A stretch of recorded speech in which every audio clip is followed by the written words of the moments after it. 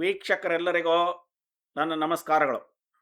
ನಾನು ಈ ವಿಡಿಯೋದಲ್ಲಿ ವರಮಹಾಲಕ್ಷ್ಮಿ ಹಬ್ಬ ಯಾರು ಮಾಡಬೇಕು, ಯಾತಕ್ಕೋಸ್ಕರ ಮಾಡಬೇಕು, ಯಾವಾಗ ಮಾಡಬೇಕು ಅಂತ ಹೇಳ್ತಾ ಇದ್ದೀನಿ. ವರಮಹಾಲಕ್ಷ್ಮಿ ವ್ರತವನ್ನು ಎಲ್ಲ ಹೆಣ್ಮಕ್ಳು ಆಚರಣೆ ಮಾಡ್ತಾರೆ. ವಿಶೇಷವಾಗಿ ವಿವಾಹವಾದಂಥ ಸೌಮಂಗಲ್ಯರು ಆಚರಣೆ ಮಾಡ್ತಾರೆ. ಯಾತಕ್ಕೋಸ್ಕರ ಆಚರಣೆ ಮಾಡ್ತಾರೆ ಅಂತ ಹೇಳಿದ್ರೆ, ಸತ್ಸಂತಾನ ಉಂಟಾಗಲಿ, ಮನೆಯಲ್ಲಿ ದವಸ ಧಾನ್ಯ ಸಮೃದ್ಧಿಯಾಗಿರಲಿ, ತನ್ನ ಗಂಡ ಹೆಚ್ಚು ದಿನ ಬಾಳಿ ಬದುಕಲಿ, ಹಣದ ಕೊರತೆ ಏನೂ ಇಲ್ಲದೆ ಮನೆ ಸಂಸಾರ ಚೆನ್ನಾಗಿ ನಡೀಲಿ, ಹೀಗೆ ಹಲವಾರು ಬೇಡಿಕೆಗಳನ್ನು ಈಡೇರಿಸ್ಕೊಳ್ಳೋಕ್ಕೋಸ್ಕರವಾಗಿ ಈ ವರಮಹಾಲಕ್ಷ್ಮಿ ಪೂಜೆಯನ್ನು, ಹೆಸರೇ ಸೂಚಿಸುವಂತೆ ವರ ಅಂದರೆ ಕೇಳಿದ್ದನ್ನು ಕೊಡ್ತಾಳೆ ಅಂತ, ಹಾಗಾಗಿ ಈ ವರಮಹಾಲಕ್ಷ್ಮಿ ಪೂಜೆಯನ್ನು ಆಚರಣೆ ಮಾಡ್ತಾರೆ. ಯಾವಾಗ ಆಚರಣೆ ಮಾಡ್ತಾರೆ ಅಂದರೆ, ಶ್ರಾವಣ ಮಾಸದಲ್ಲಿ ಹುಣ್ಣಿಮೆಗೆ ಅಂದರೆ ಪೌರ್ಣಮಿಗೆ ಹತ್ತಿರವಾದಂಥ ಶುಕ್ರವಾರದ ದಿನ ಇದನ್ನು ಆಚರಣೆ ಮಾಡ್ತಾರೆ. ಈ ವರ್ಷ ಅದು 21/8/2026 ಶುಕ್ರವಾರದ ದಿನ ಬರುತ್ತೆ. ರಾಹುಕಾಲ ಬಿಟ್ಟು ಉಳಿದೆಲ್ಲ ಟೈಮಲ್ಲೂ ವರಮಹಾಲಕ್ಷ್ಮಿಯನ್ನು ಆಚರಣೆ ಮಾಡ್ಬೋದು. ಕೆಲವರು ಕೇಳ್ತಾರೆ 28ನೇ ತಾರೀಕು ಮಾಡ್ಬೋದಾ ಅಂತ.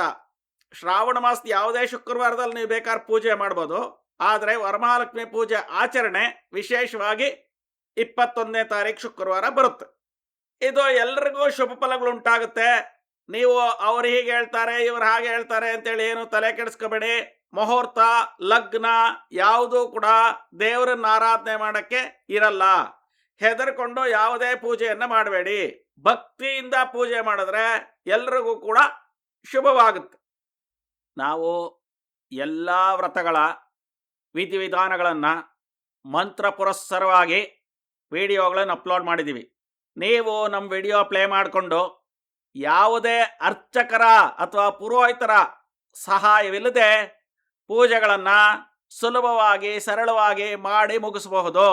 ಮೊದಲಿಗೆ ಇಲ್ಲಿಯವರೆಗೂ ವಿಡಿಯೋ ವೀಕ್ಷಿಸಿದ ಎಲ್ಲ ವೀಕ್ಷಕರಿಗೂ ಕೂಡ ಧನ್ಯವಾದಗಳು. ನಮ್ಮ ವಿಡಿಯೋಗಳಿಂದ ನಿಮಗೇನಾದರೂ ಸ್ವಲ್ಪ ಉಪಯೋಗ ಆಗಿದ್ದರೆ, ಸ್ವಲ್ಪ ಸಹಾಯ ಆಗಿದ್ದರೆ ನಮ್ಮ ವಿಡಿಯೋನ ಲೈಕ್ ಮಾಡಿ, ನಿಮ್ಮ ಬಂಧು ಮಿತ್ರರೆಲ್ಲರಿಗೂ ಕೂಡ ಶೇರ್ ಮಾಡಿ. ಮೊದಲನೇ ಬಾರಿಗೆ ನಮ್ಮ ಚಾನಲ್ ವೀಕ್ಷಿಸ್ತಾ ಇದ್ದರೆ ಸಬ್ಸ್ಕ್ರೈಬ್ ಮಾಡ್ಕೊಳ್ಳಿ. ವಿಡಿಯೋಗಳ ನೋಟಿಫಿಕೇಷನ್ಗಾಗಿ ಬೆಲ್ ಬಟನ್ನನ್ನು ಒತ್ತಿ. ನಾವು ಮಾಡೋ ಪ್ರಸಾದ ಮತ್ತು ಅಡಿಗೆ ವಿಡಿಯೋಗಳಿಗಾಗಿ ನಮ್ಮ ಶರ್ಮಾಸ್ ಕಿಚನ್ ಚಾನಲನ್ನು ಸಬ್ಸ್ಕ್ರೈಬ್ ಮಾಡ್ಕೊಳ್ಳಿ.